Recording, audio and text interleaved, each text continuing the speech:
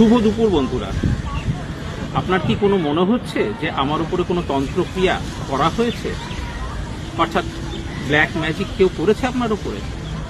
শরীরটা ভালো যাচ্ছে না, সময় ভালো যাচ্ছে না, বেশি ওভার থিঙ্কিং করছেন, বা রাত্রিরে সময় মতো ঠিক মতো ঘুমোতে পারছেন না, বা ঘুমই আসছে না, সারা রাত এপাশ ওপাশ করে আপনার কেটে যাচ্ছে, শরীরটা যেন একদম অলস হয়ে থাকছে, কোনো কাজেতেই আপনার মন বসছে না।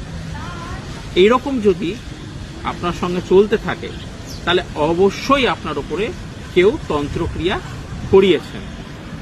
তো এই তন্ত্রক্রিয়া থেকে নিজেকে মুক্ত করবেন কি করে?